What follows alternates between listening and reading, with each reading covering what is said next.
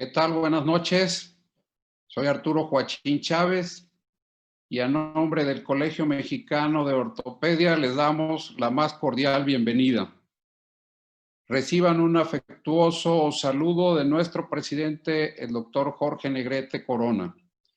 Y a propósito de la fecha del día de hoy, en la cual se conmemora o se lleva el Día de la Osteoporosis, el tema actual está muy acorde con el día de hoy. Sabemos que se producen en el mundo una fractura cada 3 segundos y de esto, 1 de cada 3 son mujeres y 1 de cada 5 son hombres, por arriba de los 50 años. Por lo tanto, el tema actual es muy interesante y veremos abordados todos los tópicos en lo que respecta al manejo por parte de los ortopedistas, quienes somos los que primero vemos este tipo de pacientes con la manifestación directa que es la fractura. En este caso, quiero presentarles al doctor José Luis Rodríguez, quien coordina este evento. Bienvenido. Hola, buenas noches. Soy el doctor José Luis Rodríguez Flores. En esta ocasión vamos a presentar el tema de fracturas por fragilidad. En lo personal, voy a hablar un poquito de la relevancia de lo que es la osteoporosis en este tipo de fracturas, que realmente pues es la causa principal de este tipo de lesiones. Bien, como introducción, el envejecimiento de la población y el aumento de la esperanza de vida ha provocado un aumento en las fracturas por fragilidad. En este esquema alcanzamos a ver una proyección demográfica que se hizo en Estados Unidos, pero desde México, y se hace una proyección hasta el año del 2050. Si nosotros vemos aproximadamente en el 2020, en el año que estamos, tenemos aproximadamente 120 millones en la población, de los cuales pacientes de 50 años o más son aproximadamente 30 millones. Pero se calcula que para el año 2050 tengamos más o menos 150 millones de adultos mayores, perdón, de población en general, y de adultos mayores sería cerca de 60 millones de estos pacientes. La fragilidad ósea es la principal característica de una enfermedad ósea sistémica que denominamos osteoporosis. Y según la norma oficial mexicana, la osteoporosis la define como la disminución en la densidad del mineral óseo con daño a la microestructura y el aumento de la frecuencia de fracturas con trauma mínimo. La densidad mineral ósea se encuentra a 2.5 o más desviaciones estándar por debajo del promedio para adultos jóvenes normales, un índice de T-score menos a 2.5. Por lo tanto, la resistencia ósea refleja fundamentalmente la unión de la densidad y la calidad del hueso. A su vez, el concepto de calidad pretende integrar todos aquellos factores ajenos a la masa ósea que condicionan la fragilidad del hueso e incluye el grado del recambio, el acúmulo de lesiones o microfracturas y el grado de mineralización.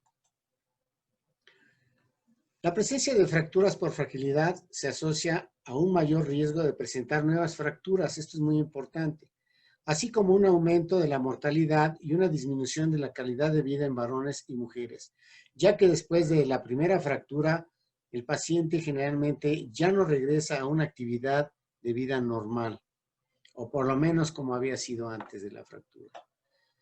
Las fracturas se pueden presentar en múltiples sitios, pero se consideran típicamente las fracturas del extremo proximal del fémur, las distales de radio, las de proximales de húmero y vertebrales, siendo las vertebrales las más frecuentes.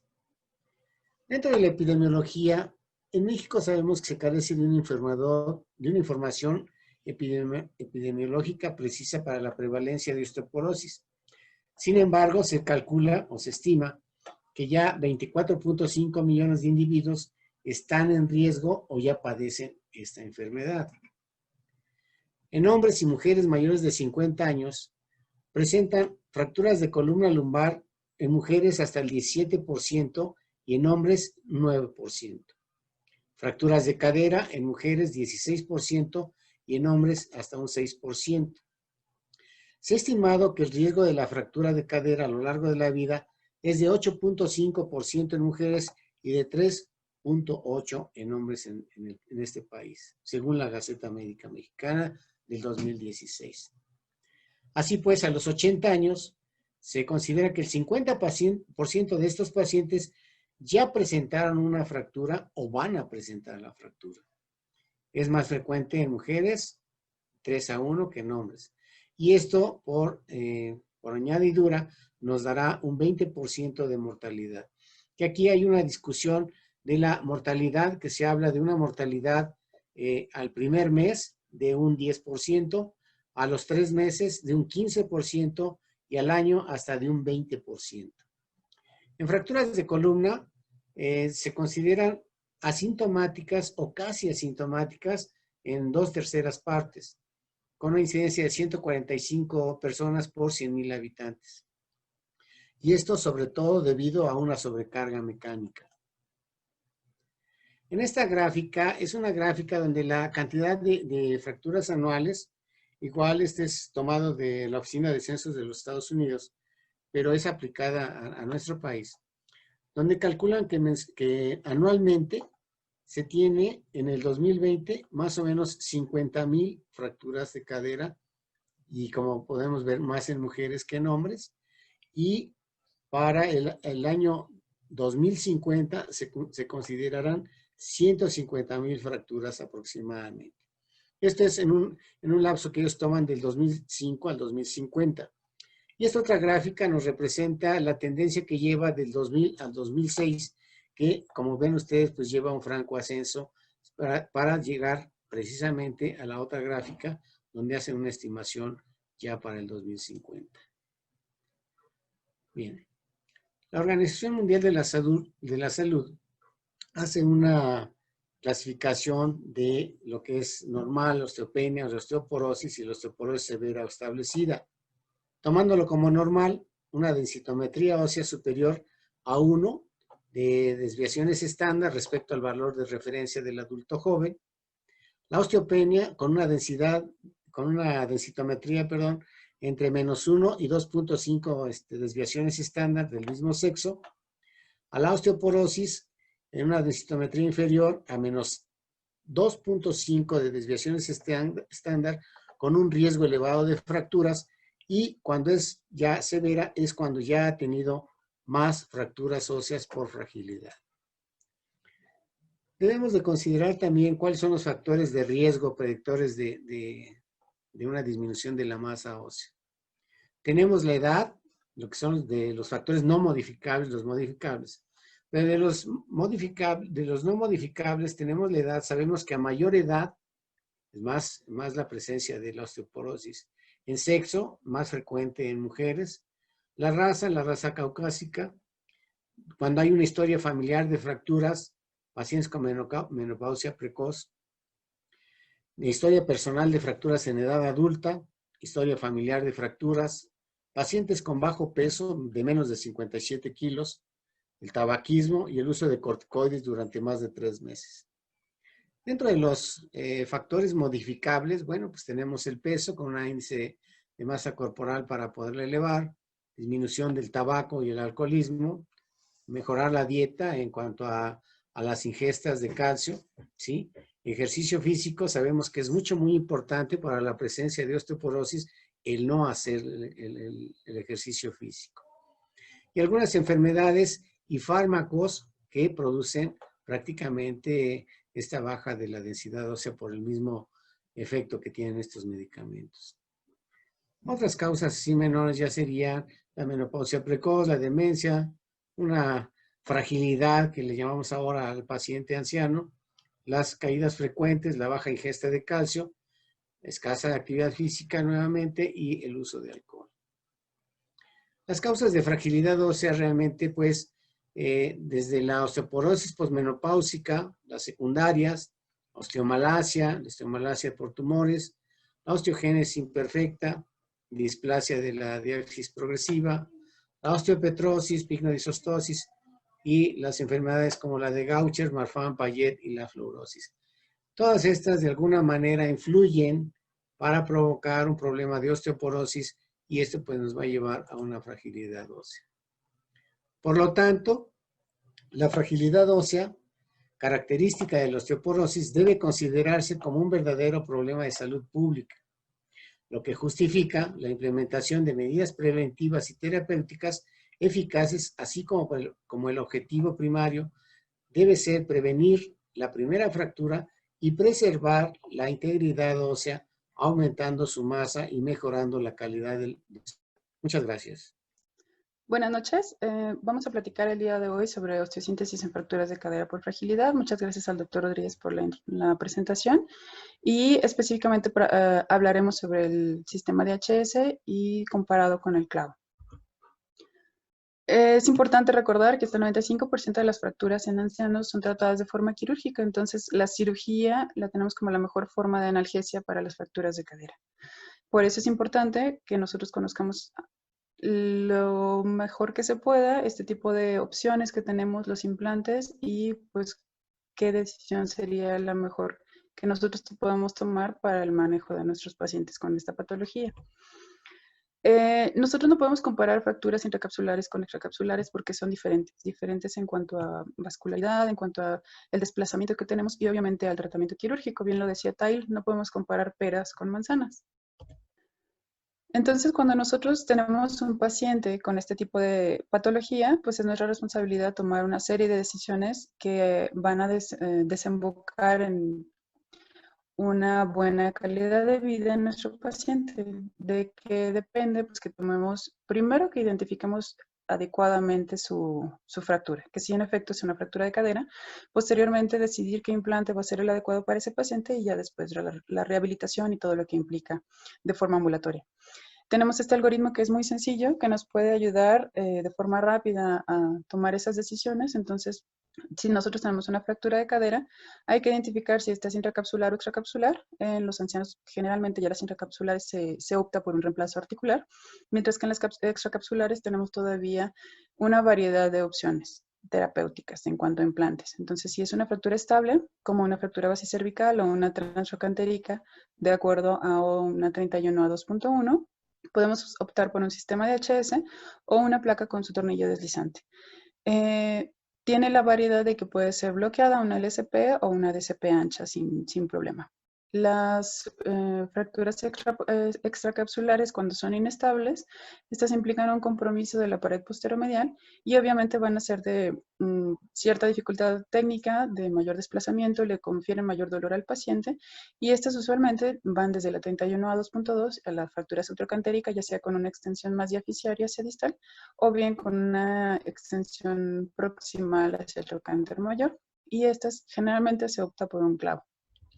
¿Por qué? Porque el clavo tiene ventajas biomecánicas que ya el doctor Rodríguez había muy acertadamente platicado en una sesión previa. Las fracturas frontocantéricas son mucho más frecuentes y por eso nos confiere una curva más corta o más rápida de aprendizaje para la colocación del sistema de HS, que usualmente cuando son estables es lo que colocamos en cualquier ámbito, tanto en salud pública como en privada, no hay una diferencia en cuanto a eso.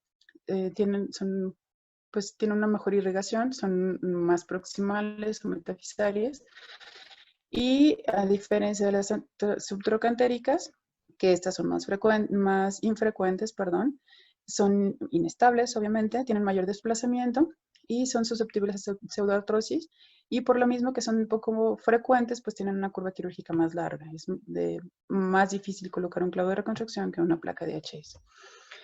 Esto nada más es un esquemita que nos recuerda las ventajas biomecánicas del clavo. Es un sistema intramedular que distribuye las fuerzas a través de la totalidad del fémur, sobre todo cuando estamos implantes largos. Está en contacto más estrecho con el calcar femoral y por ser intramedular y no lateral como la placa de HS, pues nos confiere mayor cercanía hacia el centro de gravedad y esto le da más estabilidad.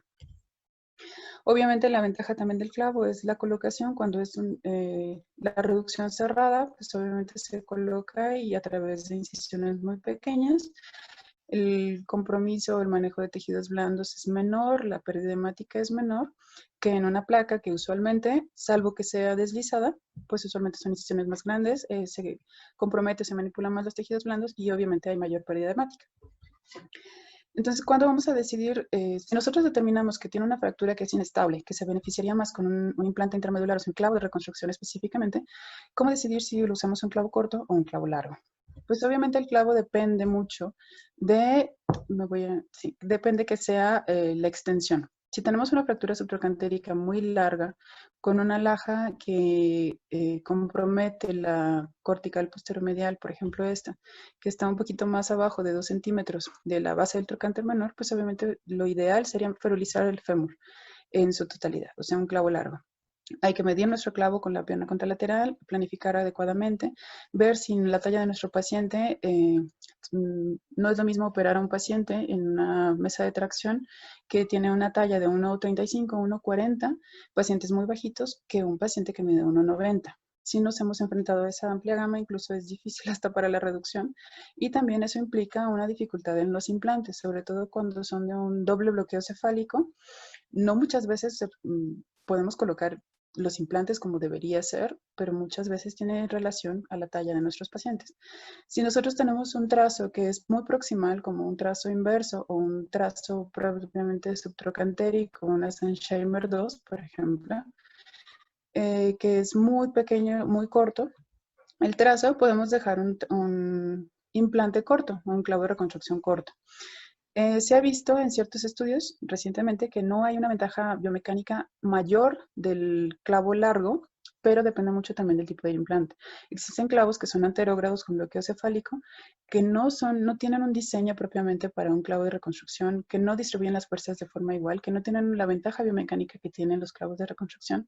Y si nosotros optamos por un clavo que es hechizo, que no es adecuado, pues a fin de cuentas vamos a batallar con complicaciones. Lo principal, les dejo aquí 5 tips o cosas que tenemos, consejos que tenemos que tener en cuenta cuando nosotros nos enfrentamos a una fractura de cadera. Lo principal es diagnosticarla adecuadamente. Si nosotros no sabemos qué fractura tiene, no podemos decidir un implante correcto. Entonces, primero ver si es una fractura transsubtrocantérica, un trazo inverso, una fractura transsubtrocantérica, tomar una buena proyección AP con rotación interna y un poco de tracción, obviamente con analgesia a nuestro paciente, para decidir y determinar cuántos fragmentos tiene y si va a ser posible la reducción cerrada o de entrada nos vamos a ir a una reducción abierta. Entonces, lo primero es diagnosticar la fractura. Y después de esto que sigue, pues ya la decisión de qué implante vamos a colocar nosotros. Entonces, si nosotros logramos una reducción cerrada, pues adelante. Menos pérdida hemática, menos tiempo, menos radiación para nosotros y el paciente y todo el equipo quirúrgico. Pero si nosotros no reducimos bien, por mucho que intentemos colocar el implante, va a entrar y salir, entrar y va a fatigarse o va a fallar. Entonces, después de diagnosticarla, ya decidimos nosotros nuestro implante y ahora en el transquirúrgico, pues es nuestro trabajo lograr una adecuada reducción. Si esta no se puede hacer cerrada, pues adelante, abierta.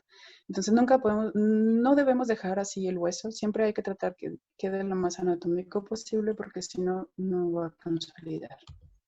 Entonces, después de diagnosticar adecuadamente, hay que reducirlo adecuadamente o lo más cercano a lo correcto, a la posición que tenían. Esto siempre recuerden tomar, cuando nosotros colocamos implantes como el DHS en clavo, siempre corroborar las dos proyecciones, tanto AP como lateral. Y el tercer consejo es, si nosotros estamos identificando que es un trazo inverso, por favor, hay que decidir el implante adecuado. Si no, no va a servir de nada. Vamos a estarnos enfrentando a varias intervenciones quirúrgicas y vamos a terminar colocándole el implante que desde un principio debemos haberle colocado. Entonces, esa es nuestra responsabilidad, elegir bien el implante. Y por favor, no improvisar. No hay ventaja biomecánica en implantes que nosotros podamos armar de lo que se pueda. Ya hay implantes fabricados que están estudiados, entonces no improvisar. Y finalmente, aprender de nuestros errores. Como les mencioné, la curva para colocación del clavo de reconstrucción es más larga, pero pues si no empezamos, nunca vamos a aprender. Entonces, obviamente, acercarnos a quienes ya tengan cierta experiencia, leer y criticar. Entonces, una crítica constructiva siempre nos va a ayudar a identificar qué fue lo que hicimos mal y cuáles son nuestras áreas de oportunidad para la mejoría, ¿sale? Porque a fin de cuentas nuestro paciente es el que la lleva. aprender de nuestros errores.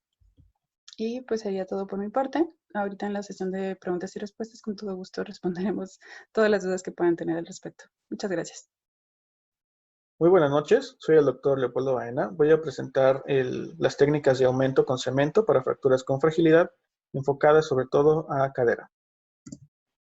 Como ya estamos hablando en las prácticas anteriores, la estabilidad es un principio básico que debemos de tomar en cuenta. Tenemos factores controlables y no controlables que nos van a afectar este resultado. Los controlables tenemos la calidad de la reducción, la posición del implante y la elección del implante. Esto nosotros como cirujanos necesitamos tenerlo en cuenta. Y los no controlables pues serían el tipo de fractura y la calidad del hueso de nuestros pacientes. Todo esto va a influir sobre todo en la técnica de aumento con cemento. La técnica de aumento con cemento es la que se realiza para incrementar la congruencia entre el implante hueso y reducir el estrés desarrollado en su interfase. Esto fue descrito desde 1975 por el Dr. Harrington en el Journal de Bone and Joint Surgery de 1975 con este artículo que les estoy mostrando. Fue el primero que realizó el aumento con cemento en implantes ortopédicos. Las indicaciones de esta técnica del aumento con cemento es aumentar la estabilidad de los implantes en un hueso osteoporótico, que la otra indicación es que si nosotros no tenemos los implantes adecuados para una población con calidad ósea deficiente, podemos realizarla. Conocemos que los implantes adecuados para una población con una calidad de hueso no adecuada serían las placas bloqueadas o los pernos bloqueados. Pero pues no lo tenemos en todos los hospitales de cirugía ortopédica. Entonces es una técnica que podemos tomar en cuenta en estas situaciones. También otra indicación del aumento con cemento, pues es los defectos óseos importantes después de fracturas impactadas. Y sobre todo hay que tener en cuenta, o muy claro, que las fracturas articulares o las de hueso esponjoso son las principales indicaciones del aumento con cemento. No está indicado en fracturas diaficiarias. Los materiales utilizados para esta técnica son tres principalmente: el polimetilmetacrilato, los cementos de fosfato de calcio y el bioglass. El cemento de uso común o el polimetilmetacrilato, pues ya lo conocemos ampliamente, tiene ventajas y desventajas ya descritas. Dentro de las ventajas, pues que es ampliamente conocido, prácticamente todos los cirujanos de ortopedia pues hemos ya trabajado con él. Por lo tanto, es una amplia disponibilidad, se encuentra en pues, prácticamente todos los centros quirúrgicos. Tiene una variedad de presentaciones, podemos escoger viscosidades, qué radiolúcido vamos a utilizarlo o no. Y tiene ya desventajas también ya bastante estudiadas, que es la exotermia, que no remodela. Esto es que como nosotros lo coloquemos, así se va a quedar, que puede interferir con la consolidación. Si nosotros ponemos el cemento en un trazo de fractura, pues es difícil que se llegue a consolidar. Y sobre todo que si hacemos una técnica adecuada y una implantación adecuada, la unión cemento-hueso pues es bastante fuerte y por lo tanto va a ser difícil de retirar. Los cementos de fosfato de calcio son un cemento nuevo que se está ahorita, pues digamos, comercializando, se está estudiando todavía. Viene en una mezcla, igual que el polimetilmetacrilato, de un polvo y un líquido. En el polvo tenemos minerales de calcio en su forma de mono o tricálcico, y en el líquido tenemos un fosfato de sodio, que esto se mezcla igual que el polimetilmetacrilato, y se va a endurecer más o menos a los 10 minutos completamente. Y las ventajas que tiene, pues es que no van a generar ninguna exotermia, que van a ser osteoconductores, esto es que van a poder, son amables con las células óseas, que van a remodelar y que no interfieren en la consolidación. Esto es, podemos colocar el cemento dentro del trazo de fractura y no va a interferir en la consolidación. Y sobre todo biomecánicamente, las fuerzas de compresión que estos materiales han presentado han sido bastante grandes, mucho mejores que el polimetilmetacrilato, casi igualando al hueso esponjoso. De desventajas tenemos las resistencias a las fuerzas de cizallamiento de la tensión, que van a ser menores, los efectos adversos graves, sobre todo la formación de coágulos a nivel de la circulación, y bueno, el costo y la disponibilidad, que todavía se encuentran en estudio y se están comercializando. Por lo tanto, el costo es mucho más elevado que el polimetilmetacrilato y la disponibilidad pues es poca. Los principales que tenemos en el mercado es el Norian SRS, que es de Synthes, el Bone Source de Stryker y el Alpha BSM, que es de Exeter. En la imagen tenemos el Norian, que como les dije, viene en una fase polvo y líquido, se mezclan y es como la imagen que tenemos ahí. El último tipo de material que podemos utilizar en el aumento con cemento, pues es el bioglass. El bioglass es un fosfosilicato de calcio y sodio que se le agregan resinas de metacrilato. Esto con el afán de ser una composición muy similar a la hidroxiapatita y pues que se integre mayor con el hueso. Las marcas que tenemos es el Nova Bone y el Cortos, que son las más ampliamente conocidas, aunque hay otras. Las ventajas, igual que los de fosfato de calcio, es que van a generar una mínima exotermia, también van a ser osteoconductores, también remodelan y no van a interferir en la consolidación. También los podemos colocar dentro del trazo de fractura y no va a interferir. Y bueno, las desventajas es que todavía está en estudio, hay muy pocas marcas comercializadas y bueno, y el costo y la disponibilidad pues es bastante más que el polimetilmetacrilato, ¿no? Para realizar el aumento con cemento, nosotros tenemos que tener en cuenta tres aspectos principales. Que sea una técnica adecuada, que sea un implante adecuado y sobre todo que la cantidad de cemento también sea la adecuada. Para ilustrar estos tres puntos, traje unos artículos para poderlos presentar con ustedes. El primero tiene que ver acerca de cuánto cemento se necesita y dónde debe de ser colocado en el implante. Es el título del artículo es el aumento con cemento en los implantes de cadera en hueso osteoporótico. ¿Cuánto cemento se necesita y dónde debe de colocarse? Fue realizado por la AO en el 2013 y se utilizó un implante de esponja, bueno, un similar al hueso, que era esponja de poliuretano cubierta con un polímero y se colocaron diversas cantidades de cemento, de 1 a 3 mililitros, en diversas posiciones dentro del implante. El implante que ellos utilizaron fue un clavo centromedular, ¿de acuerdo? Fue el PFN. El material que utilizaron fue el polimetilmetacrilato y vieron que si se colocaba muy cerca del hueso subcondral podía dañar el cartílago.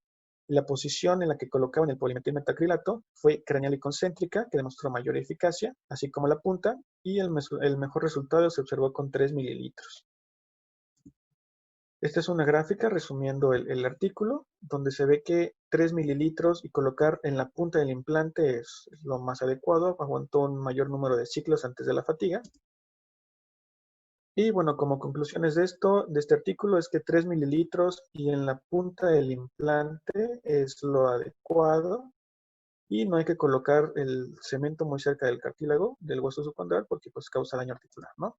En el 2018 salió otro artículo de Hip and Pelvis de 27 pacientes en las cuales colocaron el aumento con cemento en un implante DHS en fracturas 31 a 2.1 y 31 a 2.2. En este artículo los investigadores realizaron una cánula para la colocación del cemento y para evitar que se regara por todos lados, ¿no? Realizarlo de una adecuada forma. Los resultados que tuvieron fueron muy buenos en fracturas simples, 12 excelentes, 13 buenos y 2 suficientes, valorados por el score Salvati-Wilson. Y las complicaciones que presentaron fue una no unión, porque el cemento se metía en el trazo de fractura, y la necrosis avascular de la cabeza en colocaciones de más de 6 mililitros o 0.5 centímetros de grosor del manto de cemento. Este artículo recomiendan realizarlo solo en pacientes ancianos con una limitada expectativa de vida, ya que la revisión es muy compleja. La cantidad de 6 mililitros es el límite y 0.5 centímetros de grosor también es el límite para evitar complicaciones. Este artículo es del 2012. En este se valoró la colocación de un DHS con aumento en fracturas inestables. Fueron completamente inestables. Se incluyó 67 pacientes, utilizaron una pistola de cemento de Stryker y el 12% presentó una revisión por fatiga y el 11% revisión del foco de fractura por no unión. Las principales complicaciones que ellos tuvieron fue el desanclaje de la placa, la no unión o el retraso en la consolidación de la fractura y la fatiga en los tornillos. Esto, como conclusiones específicas de este artículo, es que el aumento con cemento no va a cambiar la elección adecuada del implante. Ellos trataron de demostrar o querían ver si un implante del DHS en fracturas inestables tenía buenos resultados y vieron que no, Igual mencionan que la cantidad de 6 mililitros y 5 milímetros de grosor es el límite o se presentan complicaciones. Y bueno, los trazos con mayor afectación de la pared posteromedial pues son los que presentaron mayores complicaciones. Este otro artículo del 2018 analizaron el PFNA simple y el PFNA con aumento. Este clavo, recordando, es de Depuis-Sintes y fue un estudio aleatorizado, multicéntrico, en el cual se valoraron fracturas estables e inestables de las dos y se les dio un seguimiento a 12 meses. Los resultados que ellos tuvieron es que no hubo una evidencia significativa entre el uso de cemento o no, siempre y cuando el implante sea el correctamente indicado. Esto es, si tenemos fracturas inestables, es un clavo. Si nosotros podemos además agregar el cemento, pues se recomienda, pero no va a cambiar la elección del implante, ¿de acuerdo? Como les menciono, la correcta elección del implante determina la evolución y si nosotros elegimos bien y tenemos la opción de realizar el aumento, pues lo podemos hacer. Va a ayudar más al paciente. Como conclusiones finales de esta presentación, tenemos que los mejores resultados se han observado con implantes adecuados y diseñados para el aumento con cemento. Actualmente ya tenemos muchos implantes concretamente para el aumento con cemento. Si no contamos con estos implantes o estamos en una institución donde no se faciliten, tenemos que realizar implementos para la colocación de este cemento, como en el artículo que les presenté. Si nosotros vamos a colocar un DHS y estamos planeando hacer un aumento, pues lo ideal sería que tuviéramos una cánula específicamente diseñada para eso. Si no lo tenemos, pues los resultados van a caer prácticamente en la experiencia del cirujano. Necesitamos saber decidir si esta técnica puede ser realizada o no en ese momento. Si nosotros la guía del clavo o del DHS se perforó la cabeza femoral, se ancló en el acetábulo, o si cuando metimos la broca triple del DHS perforamos de más, debemos de también tomar la decisión en ese momento de no realizar el aumento con cemento, a pesar de que pues eso haya sido el plan inicial. Y sobre todo llevarse a casa que el realizar el aumento con cemento no debe modificar la correcta elección de un implante. Es una ayuda, pero si nosotros no tomamos en cuenta el trazo y queremos colocar un implante en vez de otro, no va a beneficiar en nada al paciente. Bien, sería todo por mi parte. Más adelante ya los doctores de mis siguientes compañeros van a hablar acerca de fracturas de fragilidad en columna y en radio distal. Gracias. Muy buenas noches. Soy el doctor José Fernando Cueva del Castillo Mendoza.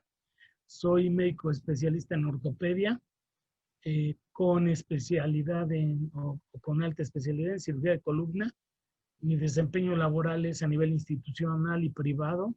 A nivel institucional, trabajo en el Hospital Regional General Ignacio Zaragoza del ISSSTE, el cual pueden ver aquí en esta fotografía aérea.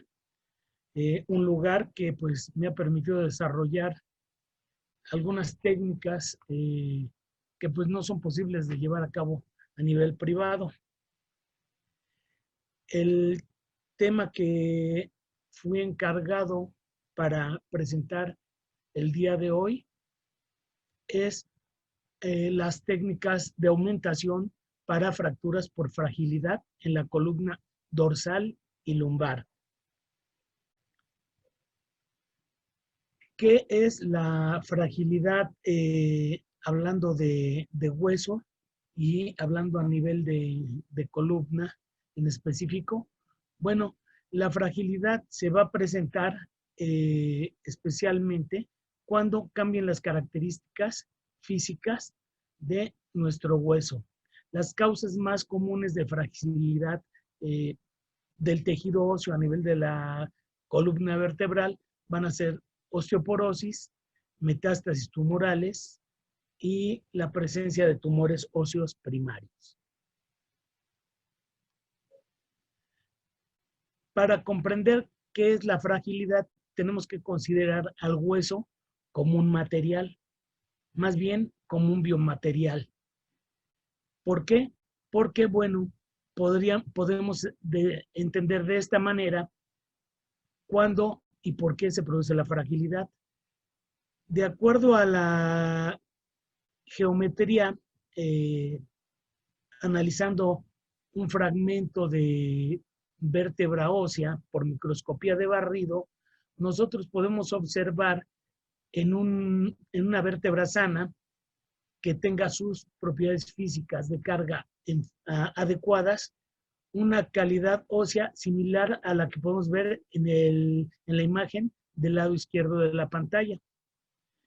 Cuando por algún motivo se pierde la mineralización adecuada, las trabéculas óseas de este hueso pierde su capacidad de carga, como es el ejemplo de la imagen de la derecha. Al perder su capacidad de carga, viendo este tejido como un material, pierde la capacidad de resistirse a la deformidad y va a fallar físicamente. Al fallar mecánicamente este tejido, ¿qué ocurre? Se presenta una fractura.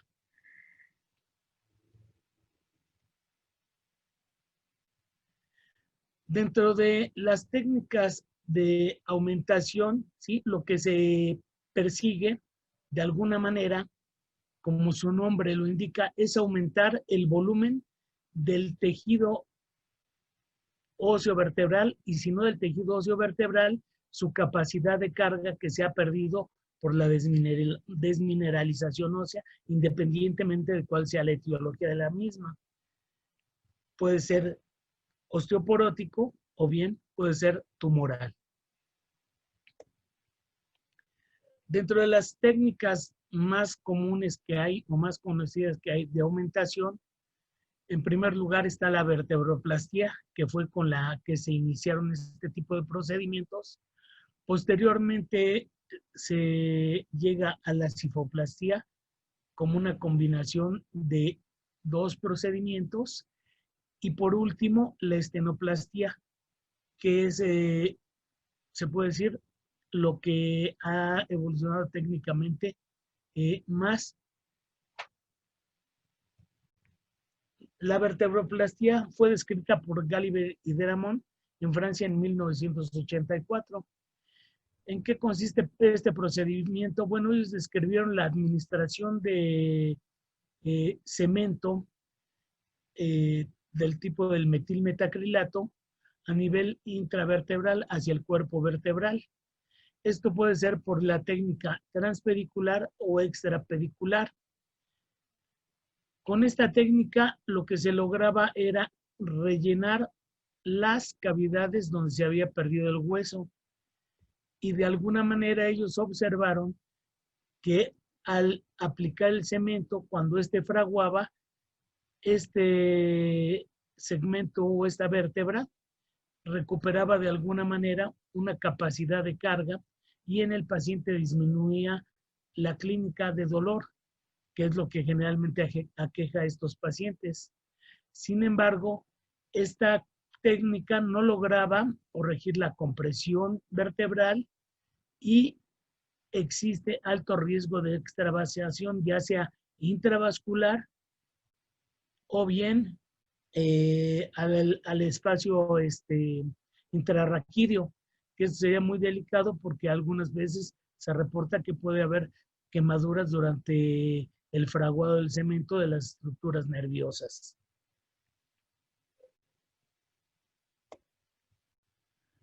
Posteriormente surge la cifoplastia. La técnica de cifoplastia es una técnica mixta porque está aplicando el principio de la vertebroplastia y el principio de la angioplastia con balón.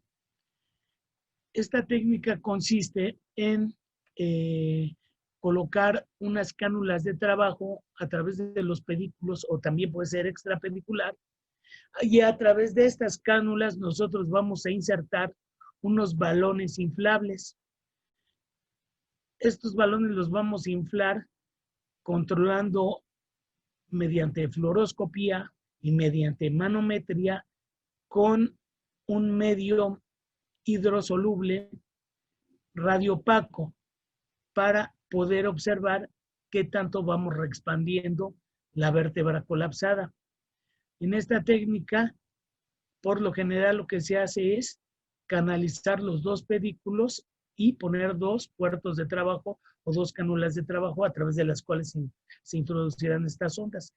Posteriormente a realizar la expansión, pues lo que procede es, ya que se ha formado esa cavidad real, al reexpanderla, se desinflan estos balones y se administra cemento para rellenar la cavidad que se formó durante el proceso de reexpansión.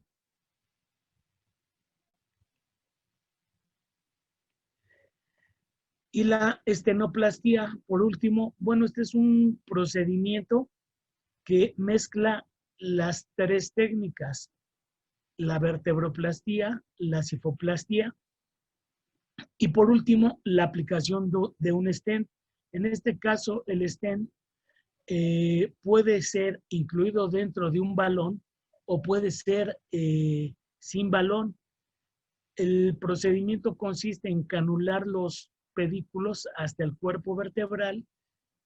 Posteriormente, a través de las cánulas de trabajo, se colocan los stents colapsados y se dilatan dentro de la vértebra. En el caso de los que se dilatan con globo, que vienen incluidos en el globo o en el balón, bueno, se administra también un medio radio opaco para estar observando el grado de reexpansión que se da, siempre controlando con manometría de presión y intensificador de imágenes, para procurar no rebasar ni los muros de la vértebra ni las plataformas. Ahora, en la estenoplastia, al final lo que queda es el stent o una jaula de titanio que se reexpandió, que es la que nos va a dar un aumento de volumen en la vértebra colapsada. Hay autores que describen que con el simple hecho de poner el stent de titanio, la vértebra puede llegar a recuperar su capacidad de carga. En lo personal yo lo dudo y siempre es considerable y razonable, después de hacer la colocación del stent, aplicar cemento para realmente rellenar esta cavidad, porque el entramado que nos puede dar el stent no compensa la capacidad de carga que ha perdido la vértebra.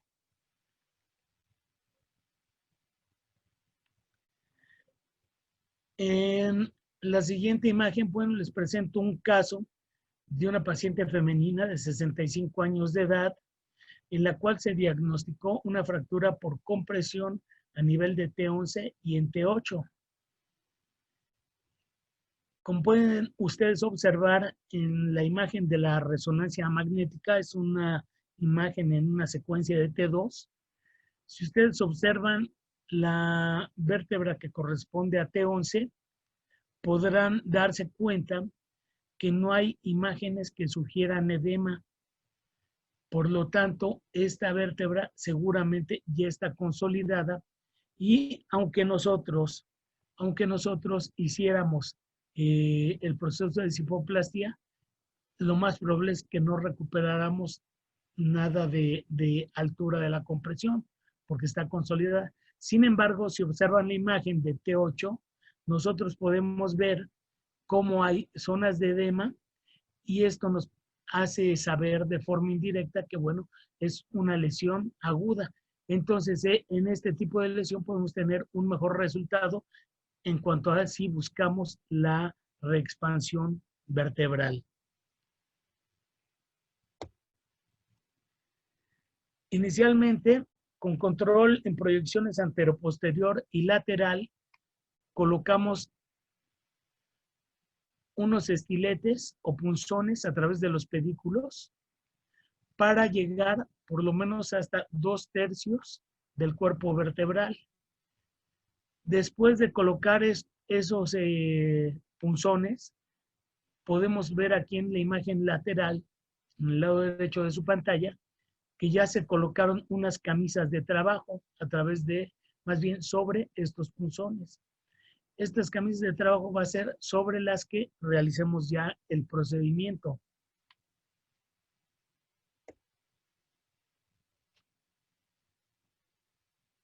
Aquí podemos ver que en la imagen de la izquierda, bueno, están las camisas adentro.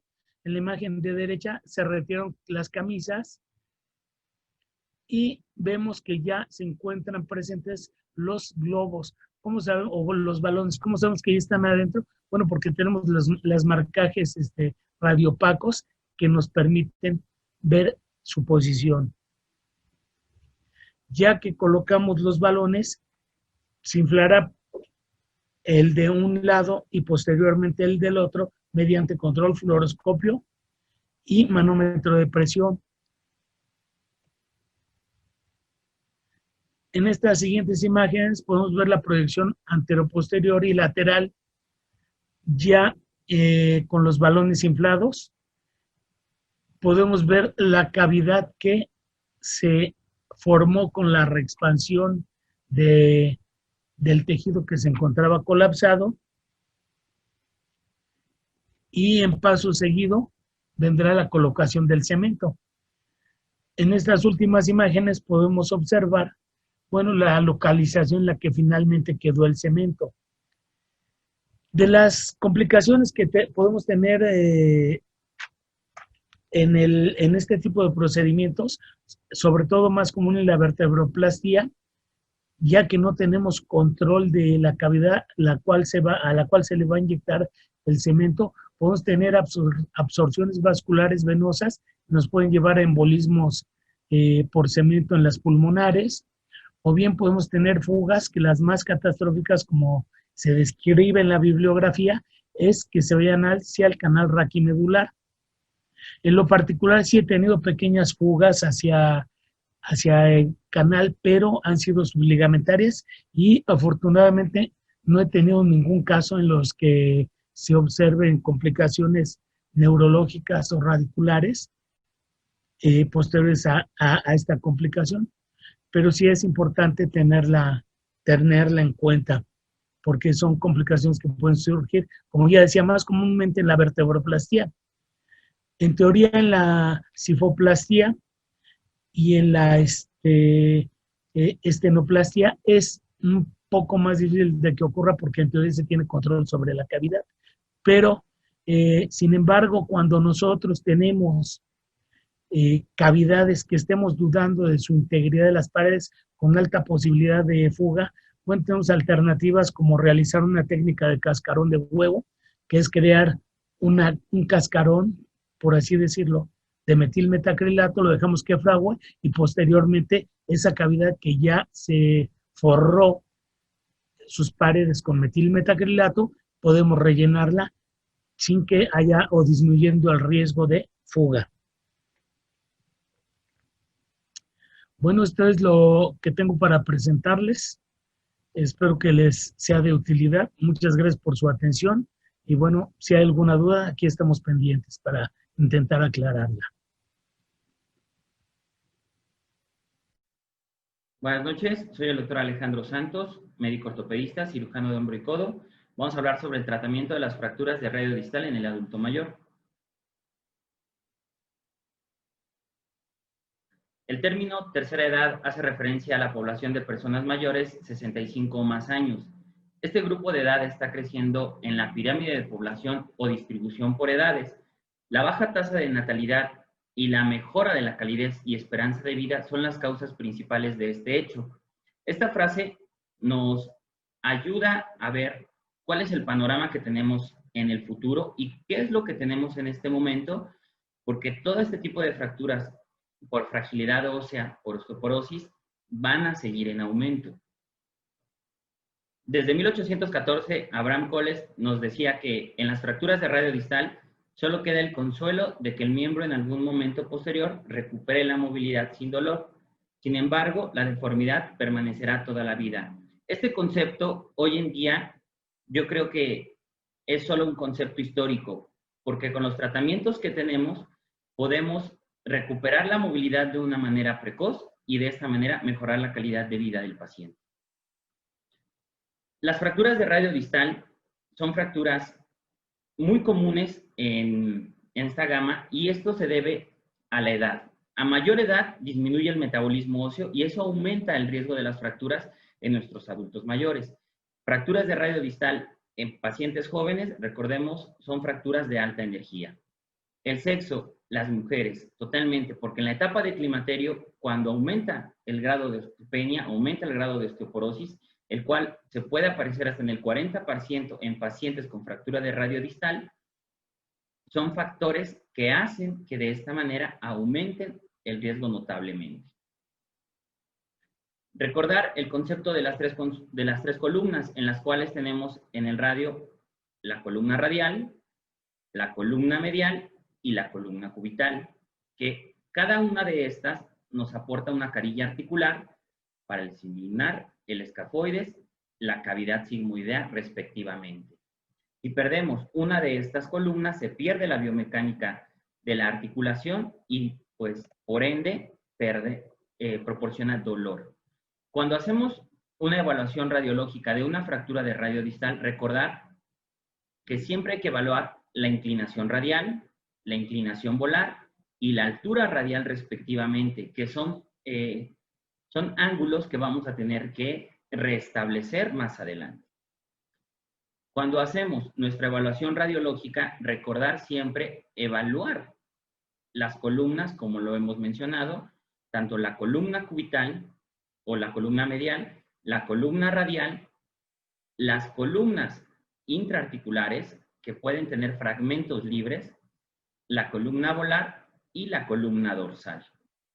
Aquí tenemos radiografías donde vemos ejemplos de la fractura totalmente desplazada. Aquí tenemos una fractura desplazada con un fragmento dorsal. Aquí vemos una fractura donde tenemos la columna medial totalmente desplazada, y en esta radiografía vemos una paciente que fue tratada, una paciente mayor de 60 años, que fue tratada con una fijación externa, pero lamentablemente con la fijación externa no se pudo realizar la reducción anatómica como se debería. Entonces vemos el escalón articular y vemos la columna medial no restablecida. ¿Qué es lo que va a pasar? Pues esta paciente es una paciente que más adelante tuvo limitación funcional, tuvo dolor y hizo una artrosis temprana de la articulación. No se recuperó la altura radial, no se recuperó la inclinación radial. Tal vez cuando dieron el primer tratamiento, pensaron que por ser una paciente mayor de 60 años, ya la actividad funcional no era la misma y decidieron colocar el fijador. Pero, ¿qué pasa? Esta es una paciente que es altamente demandante, es una paciente que es muy activa. Entonces, si se le hubiera propuesto una reducción anatómica, yo creo que le hubiera ido mejor.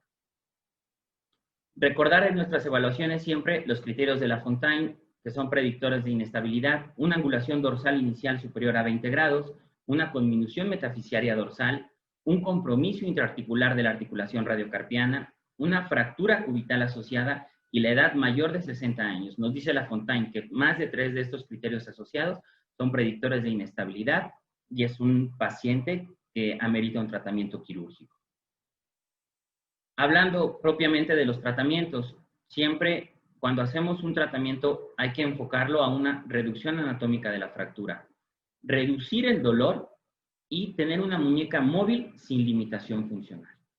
Para poder nosotros hacer nuestro adecuado tratamiento, hay que evaluar siempre el tipo de fractura, la calidad del hueso, el estado actual del paciente. Esto es muy importante, el estado actual del paciente, si tiene comorbilidades, si es la demanda funcional que tiene el paciente, si es un paciente que se fracturó la mano dominante, si es un paciente que a pesar de que tenga más de 60 años, es un paciente activo funcionalmente. Entonces ahí hay que ver qué tipo de tratamiento es el que le vamos a dar. Tratamiento conservador, yo creo que lo podemos dejar simplemente para fracturas estables extraarticulares no desplazadas. Hacer una reducción por maniobras externas bajo sedación, anestesia general, anestesia regional, colocar un aparato de yeso braquipalmar con 3 puntos de apoyo. Y muy importante, hacer una vigilancia a los 3, a los 7 y a los 12 días de haber colocado este aparato de yeso, una vigilancia clínica radiológica para ver que esa fractura no se haya desplazado para ver que esa fractura, la articulación siga restablecida y de esta manera que nos dé un adecuado resultado. Si por alguna razón la fractura se desplazó, se perdió altura radial, ¿qué es lo que vamos a hacer? Hay que tomar la decisión si vamos a remanipular a este paciente o definitivamente le vamos a ofrecer un tratamiento quirúrgico. Hablando de los tratamientos quirúrgicos, hoy en día la gama de implantes que tenemos nos ayudan a dar un mejor pronóstico a estos pacientes. Las placas anatómicas de ángulo variable que nos ayudan mucho porque son placas que nos dan un adecuado soporte, son bloqueadas, un acceso volar, nos permite colocarla de manera anatómica, restablecer la articulación, restablecer la superficie articular y recordemos que son placas de bajo perfil, entonces vamos a preservar la vascularidad de este hueso para favorecer la consolidación ósea, además de que el ángulo variable nos va a permitir poder fijar los fragmentos que necesitemos. A diferencia de las placas convencionales, el tornillo es de un diámetro más pequeño y al ser un hueso osteoporótico el que vamos a tratar, el tornillo convencional yo creo que no nos daría la fijación adecuada, además de que podríamos tener problemas con los fragmentos.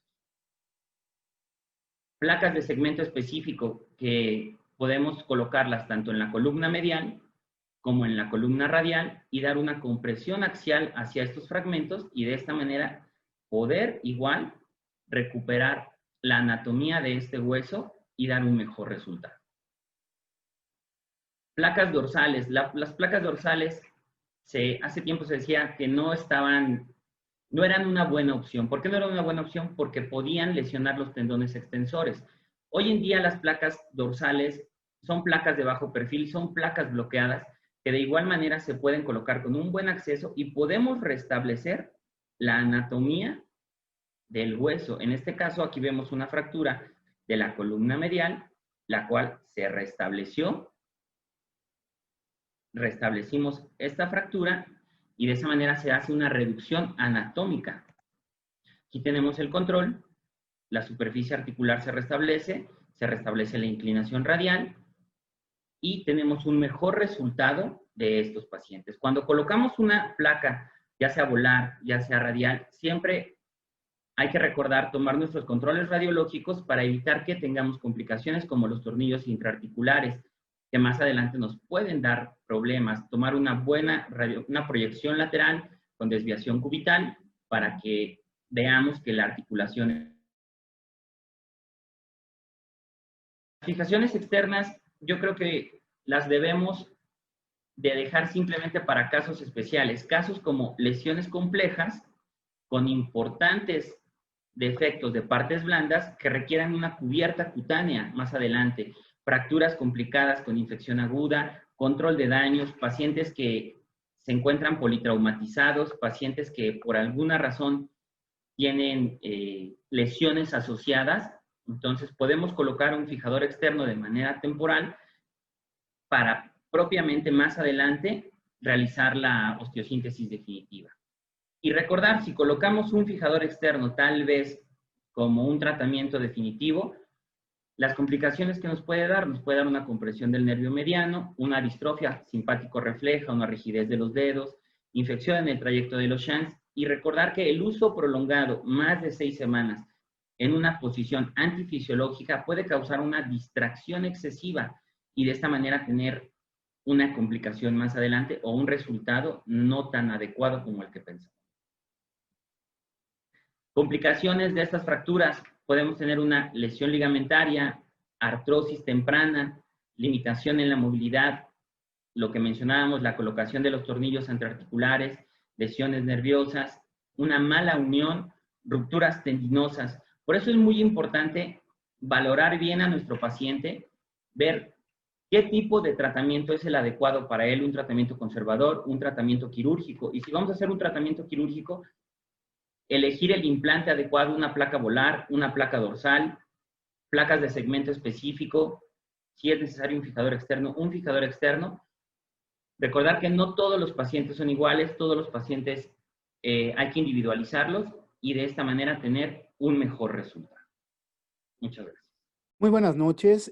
A nombre del Colegio Mexicano de Ortopedia y Traumatología, agradezco la participación en este simposio sobre fracturas por fragilidad.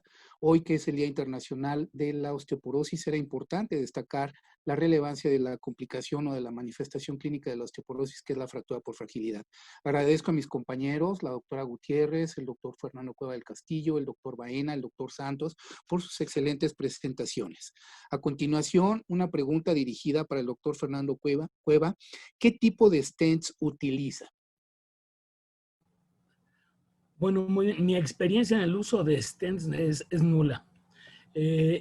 Yo con lo que tengo experiencia es con la vertebroplastía, que fue lo que inicialmente empezamos a aplicar, y posteriormente con la cifoplastía. En mi particular punto de vista, como ya lo mencionaron ante la exposición, yo considero que el stent en sí mismo no es susceptible de restaurar la capacidad de carga de una vértebra dañada. Siempre debe de ser usado con el cemento, con metilmetacrilato. ¿Por qué? Porque de alguna forma, al rellenar todas las cavidades o la cavidad que se formó al expandir la vértebra, promueve que haya una mejor absorción y distribución de la carga.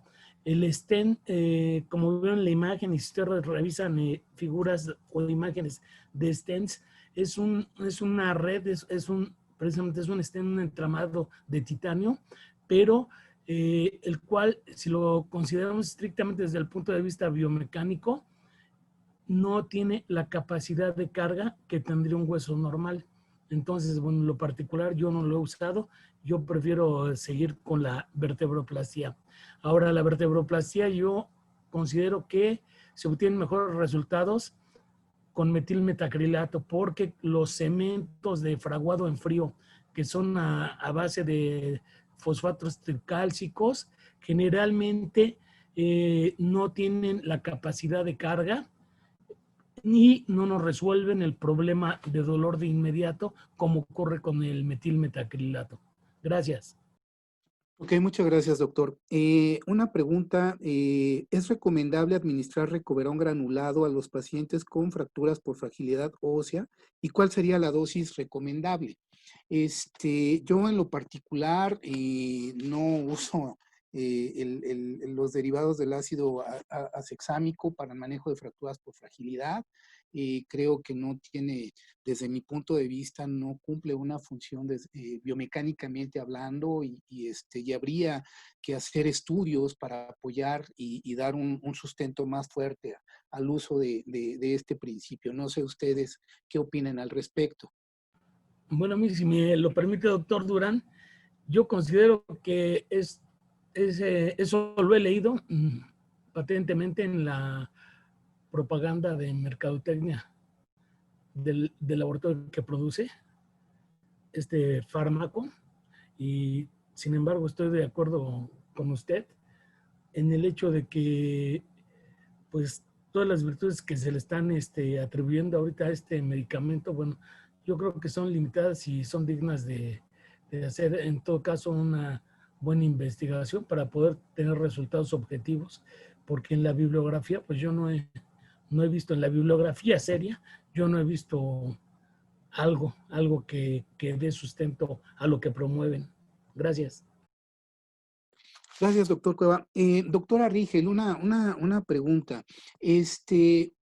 ¿Tiene experiencia en el uso de implantes DHS fenestrado o clavos con los tornillos que van hacia cabeza, cuello, cabeza, fenestrados para inyectar fosfato tricálcico para hacer alguna complementación a través del implante?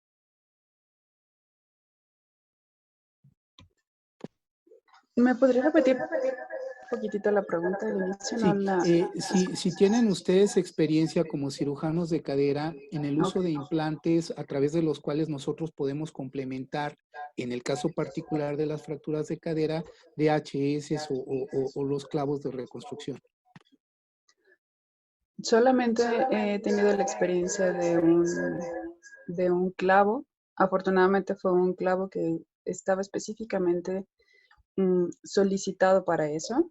O sea, ¿qué quiere decir? Que tenía el diseño, que el tornillo deslizante o el bloqueo cefálico estaba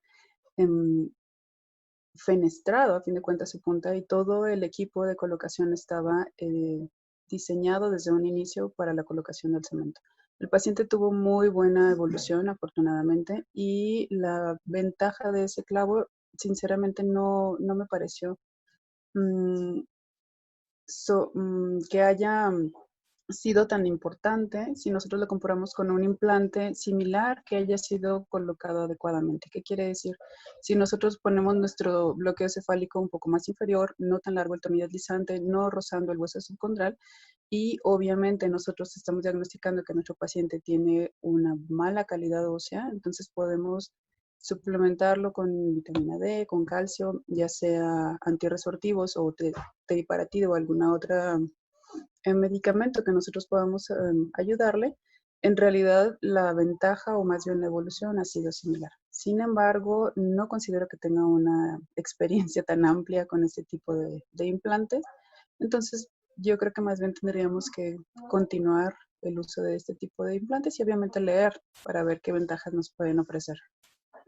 Y Muchas otra cosa, gracias. perdón, no lo mencionamos, pero es importante saber que este tipo de implantes obviamente tienen un costo mucho más elevado que un implante sencillo, por decirlo así, o un clavo de reconstrucción Convencional. que sea no fenestrado.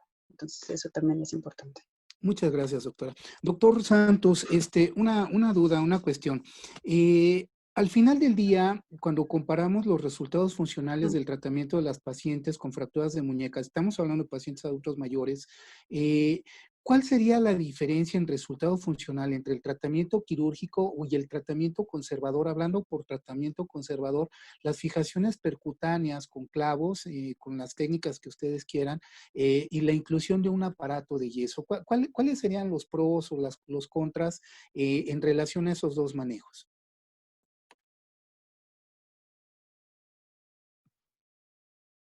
Bueno, yo creo que la diferencia entre un aparato de yeso y hacer una fijación percutánea con clavillos, el resultado funcional al final no va a ser muy diferente porque no vamos a obtener una reducción anatómica de la fractura, no vamos a restablecer al 100% la superficie articular. Se han visto, hay estudios donde nos mencionan que los aparatos de yeso colocados haciendo una buena reducción, los resultados funcionales en el paciente son buenos, realmente son buenos. Tal vez a diferencia de hacer un tratamiento quirúrgico sería solamente la movilidad precoz y restablecer, evitar complicaciones más adelante.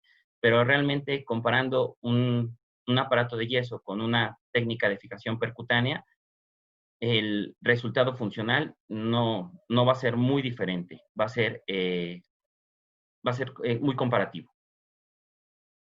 Ok, muchas gracias. Otra pregunta para el doctor Cueva. ¿Cuáles son las indicaciones para vertebroplastia y cuándo se decide hacer una cifoplastía?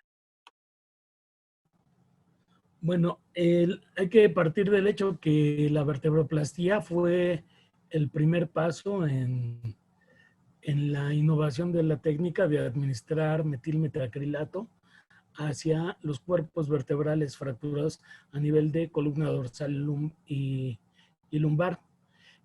Actualmente, bueno, yo la última vertebroplastia que hice fue hace como unos 12 años en el ISSSTE Zaragoza para una metástasis de un tumor de células claras a nivel de columna dorsal, y le fue muy bien, y le tuve que hacer vertebroplastia porque de acuerdo al presupuesto no había dinero para que compraran el equipo de cifoplastia, pero realmente yo ya vertebroplastia no hago.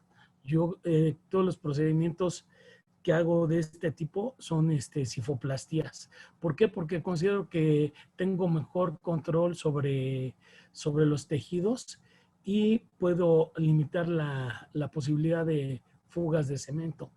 Y tengo más alternativas de que si puede existir fuga, utilice alguna técnica alterna dentro de la misma cifoplastia para proteger al tejido neural o bien los embolismos venosos hacia las pulmonares, que pues son graves. Pero no, yo rotundamente ya vertebroplastías es la última, tiene ya muchos años que la hice. Ok, nos piden un apoyo en relación a un artículo sobre el tema de estenoplastía. Doctor Santos, ¿en qué tipo de fractura, según Fernández, le pone placa y cuál fijador? ¿Cuál placa con protección de fijador?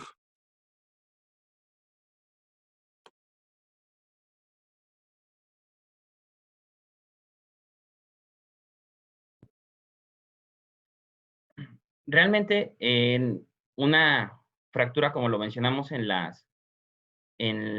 presentación, fracturas no desplazadas las dejaríamos con un tratamiento conservador. Una fractura en la cual vamos a hacer una reducción anatómica, una Fernández 2, una Fernández 3, siempre aplicaríamos una técnica, una reducción anatómica 100% con una placa volar, y hacer una protección con una fijación externa. Creo que solamente que no hayamos, de cierta manera, logrado una estabilidad absoluta en esta fractura, sería una opción, pero realmente creo que nunca he colocado una placa y protegerla con un fijador externo en una muñeca. Ok, gracias. Doctor Baena, el uso de matriz ósea, por ejemplo, ¿podríamos utilizarlo? ¿Sería válido utilizarlo en el manejo de una fractura por fragilidad? ¿Nos ayudaría a llevar un proceso de consolidación adecuado de esa fractura? Buenas noches. El uso de matriz ósea en las fracturas de cadera sí puede ser utilizado. Sin embargo, tenemos que tomar en cuenta que la reabsorción que ese injerto va a sufrir pues es demasiada.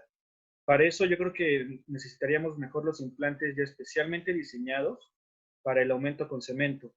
En los resultados que yo he tenido la oportunidad de observar han sido buenos siempre y cuando usemos los implantes que están diseñados para eso.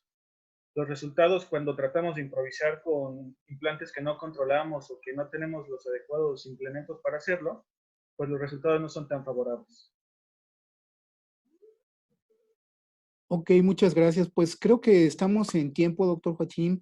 Quiero agradecerles a mis compañeros sus excelentes ponencias, su disponibilidad, su gentileza y bueno, esta experiencia de aprendizaje. Muchísimas gracias, doctores. Les mando un abrazo y me adelanto. Feliz Día del Médico para todos ustedes.